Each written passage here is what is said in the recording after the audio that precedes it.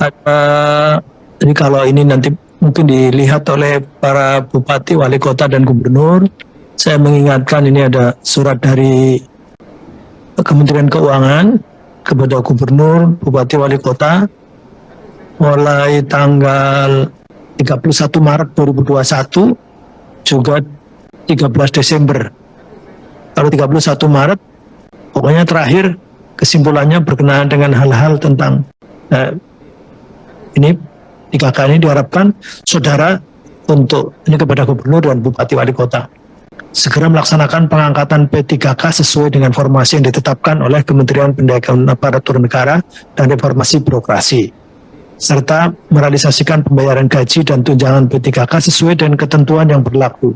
Kemudian yang 13 Desember itu, alokasi dana yang telah diperhitungkan dalam alokasi DAU tahun anggaran 2021 dan alokasi DAU tahun anggaran 2022 untuk P3K guru merupakan dana yang ditentukan penggunaannya secara spesifik atau bersifat earmarked sehingga tidak dapat digunakan untuk belanja lain. Nah ini jadi mestinya begitu, jadi ini menindaklanjuti. Ya, ini karena tuntutan dari Komisi 10 sehingga mereka menerbitkan ini. Karena banyak bupati wali kota dengan alasan tidak cukup anggarannya. Jadi sudah disampaikan di sini bahwa semua penjelasannya sampai ada anggaran sekitar 19 triliun itu sudah dialokasikan untuk semua. Bahkan untuk 1 juta guru. Jadi untuk 1 juta guru itu sudah disediakan, mestinya seperti itu. Jadi ini jumlah formasi P3K, jadi kalau sekarang ini aja berapa itu kan nyicil itu. Ini semua total 1.2.616 formasi mestinya. Ini belum apa-apanya ini dibanding dengan yang sudah direalisasikan. Ini sudah disediakan anggaran totalnya itu 2021 itu sudah 19 triliun. Meskipun setelah dihitung di sini oleh pimpinan komisi bahwa ini memang tidak seluruhnya. Jadi itu terkonfirmasi dengan ada salah satu bupati Landak kalau nggak salah ikut lewat Zoom, bahwa itu hanya untuk Cipokok. Nah gaji tunjangannya ini masih belum. Nah tapi faktanya juga ini beberapa kan juga ada anak-anaknya yang di ini ngantri seperti Bapak Ibu. Jadi jangan nanggap yang di sini sudah tenang-tenang. Ini punya anak cucu, anak-anak juga yang juga sama, nasibnya sama. Ada yang salah satu ada yang sudah diangkat, tetapi juga sudah dapat SK.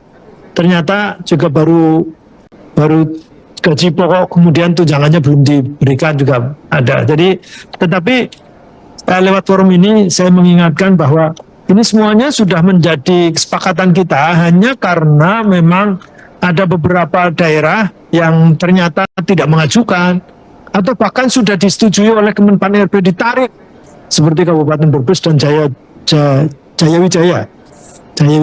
Itu saya kira ini problematika baru. Nah sehingga ada tuntutan di Komisi 10 kemarin meskipun saya ikut lewat Zoom. Karena saya ada rapat lain, tetapi ini mendesak untuk Kementerian Pendidikan dan Kebudayaan tidak bisa sendiri, karena Kementerian Pan-RB juga terlibat, kemudian Kementerian Dalam Negeri juga terlibat, karena ada pembagian, tadi kalau disebut ada SLB, itu kan SMK, Pendidikan Khusus dan Layanan Khusus itu kan provinsi, kemudian SMP ke bawah itu kabupaten kota. Sekarang yang tidak didiskusikan adalah yang perguruan tinggi, karena perguruan tinggi langsung ke pusat. Sehingga banyak diskusi kita adalah dengan provinsi dan kabupaten kota. Kalau tidak ada koordinasi, ya akan selalu seperti ini.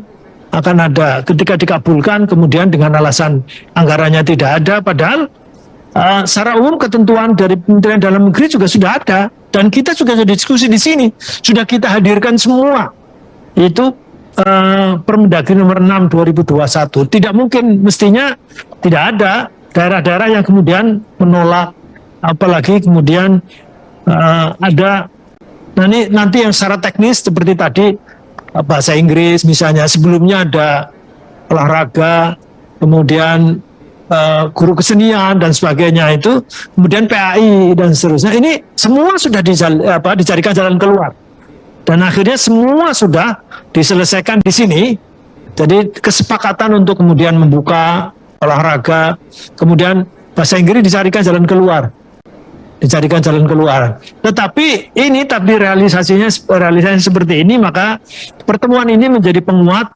Besok kita ketemu, hari besok ini kita ketemu dengan menteri.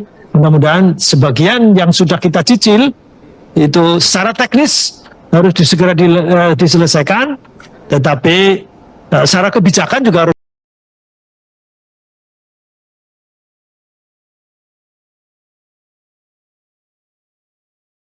sudah diselesaikan di sini juga.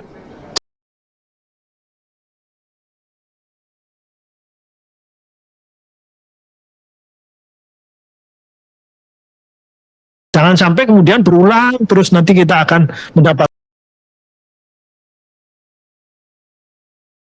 keluhan-keluhan yang sama, dan bahkan kalau kemudian ditarik ke belakang secara humanistik, ini ada tidak sinkronan, kemudian yang mengakibatkan tidak sengaja mungkin, tetapi itu menzolimi. Karena ini menyangkut nasib itu kan, ya itu bapak-bapak sendiri, bapak ibu itu sendiri. Tapi ada yang sudah berkeluarga, ada yang punya istri, punya anak, dan sebagainya. Ini kan akhirnya menjadi masalah panjang. Dan kemudian waktunya tidak, tahun 2019 itu kan akhirnya SK-nya keluar 2021. Ini kan 2 tahun, masa SK 2021. Ketika keluar SK, ada yang sudah meninggal. Ketika menerima SK langsung pensiun juga ada. Apakah akan berulang seperti itu? Ini kan sudah 1 tahun. Kenapa? Iya. Iya, itulah. Jadi makanya apa gunanya ada 1, 2, 3, prioritas 1, prioritas 2, prioritas 3.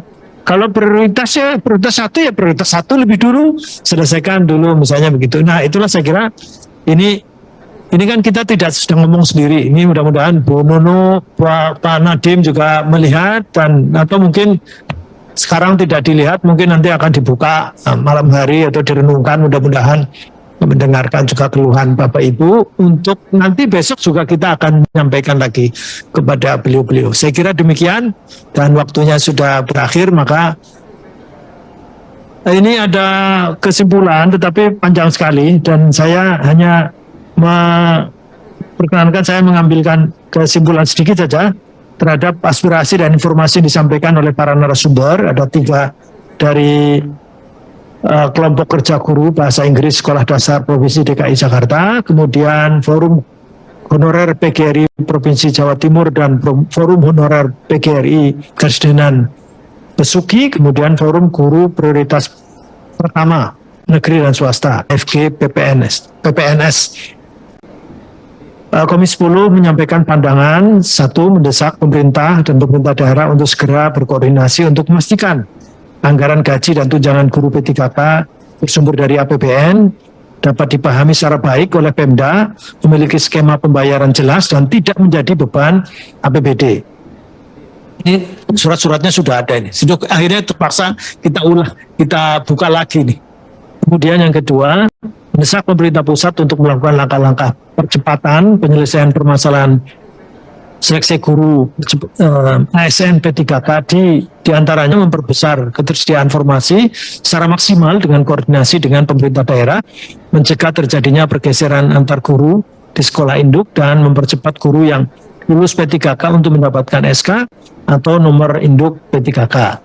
Dan yang ketiga, mendesak pemerintah pusat dalam penyiapan formasi pengangkatan guru ASN P3K tahun 2022 untuk masukkan formasi guru prakarya dan kewirausahaan PKWU, guru bahasa Inggris tingkat SD, guru PJOK, POJK, PJOK.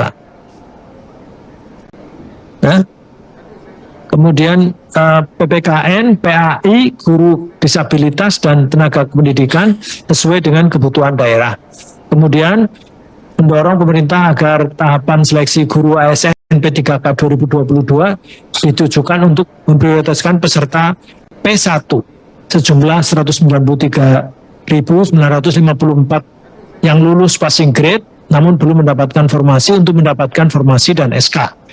Komisi 10 DPR RI telah menginisiasi untuk pembentukan pansus dalam menangani permasalahan seleksi P3K bersama lintas komisi lain. Ini informasi dan ini kita ingatkan lagi. Jadi ini sudah terbentuk sebetulnya, sudah disepakati di paripurna kalau nggak salah. Terus tapi kemudian ini tindak lanjutnya masih belum jalan. Yang terakhir, bahan paparan yang disampaikan perwakilan kelompok kerja guru bahasa Inggris Sekolah Dasar Provinsi DKI Jakarta, Forum Honorer PGRI Provinsi Jawa Timur dan Forum Honorer PGRI Kabupaten Besuki serta Forum Guru Prioritas Pertama Negeri dan Swasta merupakan bagian tidak terpisahkan dari RDPU hari ini. Komisi 10 DPR RI akan menindaklanjuti masukan dan usulan menjadi pertimbangan pengambilan kebijakan dan disampaikan kepada pemerintah dalam rangka pelaksanaan pengawasan penyelenggaraan seleksi guru ASN P3K. Saya kira demikian dari kami. Mohon maaf kalau sana sini banyak kekurangan. Dengan kasih izin Bapak Ibu dan semuanya, sekali lagi terima kasih atas segala perhatiannya dan mudah-mudahan kita berdoa semua ada penyelesaiannya.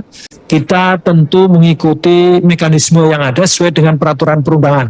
Tidak demo, tidak merusak, tidak apa. Dan Bapak Ibu kami perlu menyampaikan ucapan terima kasih karena Bapak Ibu tidak mewakili diri sendiri, tetapi juga ada misalnya bahasa Inggris ternyata kan tadi tidak hanya di sini. Di sana pun di Besuki juga ada tadi, di Jawa Timur juga ada sama persis, sehingga terima kasih juga yang kepada yang hadir di sini. Sekali lagi mungkin dengan kerendahan hati Bapak Ibu mengikhlaskan diri mewakili mereka semuanya, dan kami akan berusaha juga sesuai dengan kewenangannya untuk menyampaikan tadi istilahnya kami haknya legislasi dan pengawasan.